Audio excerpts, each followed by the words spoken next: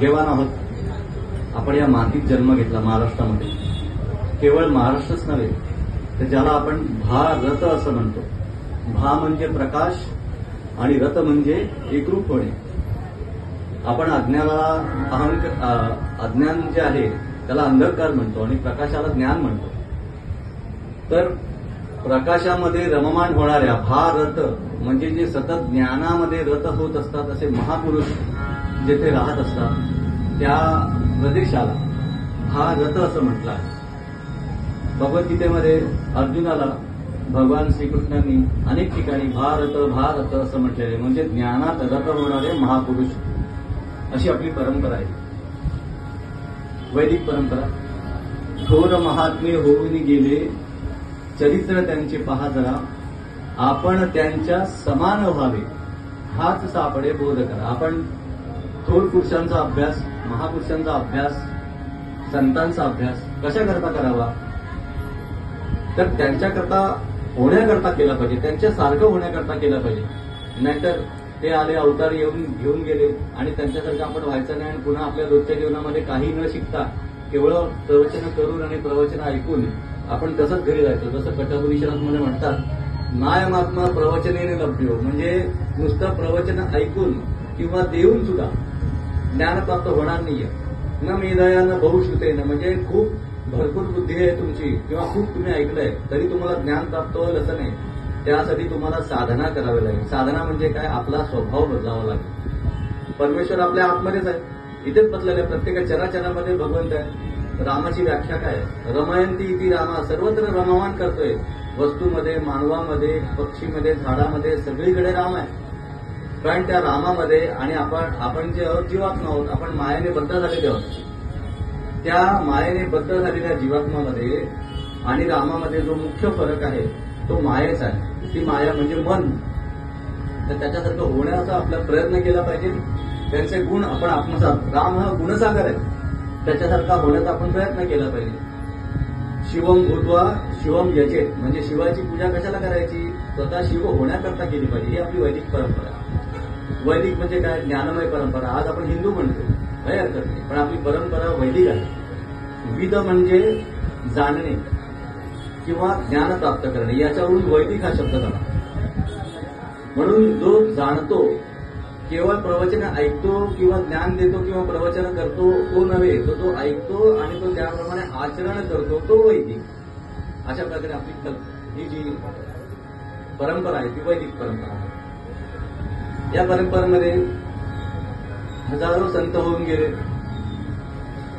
आज रामनवमी आहे. रामाचा जन्म, भगवान श्रीरामचंद्राचा जन्म आज झाला दुपारी 12 वाजता बरोबर. आज आणखी एका महान पुरुषाचा जन्म झाला, तर म्हणजे समर्थ रामदास स्वामी. बघा किती साम्य आहे. एक भक्त आहे आणि एक भगवान आहे. दोघांचा जन्म एकाच दिवशी आणि तेही एकाच वेळी. त्यांचा पण जन्म सुद्धा दुपारीच झाला आणि त्या दोघांचं कार्य सुद्धा एक. बघा किती जुळून येतं सगळं. कार्य सुद्धा एकच आहे. भगवान श्रीरामचंद्रांनी ज्यावेळी संपूर्ण पृथ्वी आंदोळलेली असताना राक्षसांचं राज्य होतं, त्राहिमाम करून सोडलेलं सगळ्या राक्षसांनी, लंकाधीश रावणाने, त्यावेळी त्यांनी जन्म घेतला. अपुऱ्या सगळ्या संशोधन जी साधनं होती, अपुरी साधनं होती, सेना अपुरी होती, वानरांची सेना होती, जाण्यासाठी मार्ग नव्हता. आणि समोर कोण, लंकाधीश, संपूर्ण जगाला ज्याने त्रास दिला होता, ज्याच्याकडे संपूर्ण अद्ययावत यंत्रणा होती, संपूर्ण सेना होती, त्याच्यावर विजय मिळवून त्यांनी सीतेला सोडवलं आणि संपूर्ण पृथ्वीला पुन्हा रामराज्य प्रदान केलं. ते रामराज्य आदर्श आहेत. म्हणून आपण आजही त्यांचा आदर्श जपायचा प्रयत्न करतो, त्यांची पूजा करतो, त्याप्रमाणे होण्याचा प्रयत्न करतो. इथे रामदास स्वामींबद्दल जर आपण विचार केला तर लहानपणीच त्यांचं जीवन, आता जो अभंग आपण घेतलेला आहे, राम गावा राम घ्यावा, या छोट्याशा अभंगामध्ये त्यांनी खूप गूढ अर्थ सांगितलेला आहे. पण आपलं लक्ष नसतं. आपण गाण्याकरता गातो आणि फक्त साहित्यिक समजून सोडून देतो. पण समर्थांनी आणि संतांनी आपल्यासाठी काय केले याची आपल्याला कल्पना नसते. आज जर संत नसते आणि हे महान पुरुष नसते, न होते शिवा तो सुनता होती सक्ती.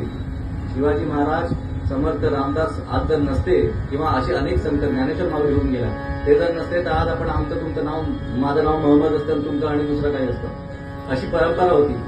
तर त्यांनी त्यावेळेचा काळ जरा आठवून पहा, ज्यावेळी समर्थ रामदास निर्माण झाले, मोगलांची परंपरा सुरू होती, शक होणं यांची आक्रमण सुरू होती.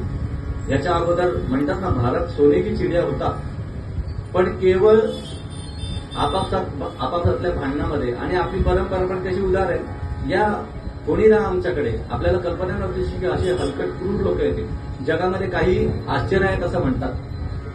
कोणते आश्चर्य आहेत? 7 आश्चर्य असं म्हणतात. पण सगळ्यात मोठं आश्चर्य हे की मूठभर लोक बाहेरून आले आणि त्यांनी एवढा मोठा प्रचंड पसरलेला देश आपला भारत, त्याच्यावर राज्य केलं. किती वर्ष? 1000 वर्ष राज्य केलं. बुद्धीत जास्त नाही, संस्कृतीत जास्त नाही, फक्त क्रूरपणा. आणि आपल्या लोकांनी त्यांना विरोध करण्याचा प्रयत्न नाही केला अशातला भाग नाही, पण त्याच्यामध्ये बऱ्याच वेळेला आपल्या चुकीच्या कल्पना आडव्या आल्या. गजनीचा जो महमूद होता, त्याने जेव्हा आक्रमण केलं सोरटी सोमनाथांवर, त्यावेळी परमेश्वर स्वतःचं रक्षण करेल म्हणतात ना. यदा यदा ही धर्मस्य, या श्लोकाचा आपण किती चुकीचा अर्थ घेतला. यदा यदा ही धर्मस्य ग्लानिर्भवति भारत. धर्म म्हणजे काय? पिंड धर्म.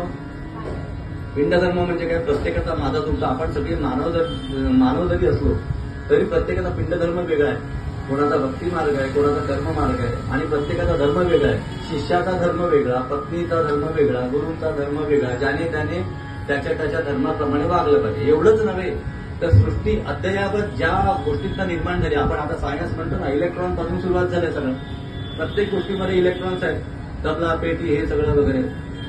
साधं पाण्याचं तुम्ही उदाहरण घेतलं की पाणी कशाने तयार होतं? हायड्रोजन आणि ऑक्सिजन तयार होतं. दोन्ही एकदम आल्यानंतर एकमेकांकडे टकमक बघत बसतात का? नाही. They must combine together to form the water. त्यांना पाणी निर्माण केलं पाहिजे, हा त्यांचा धर्म आहे. त्यांनी जर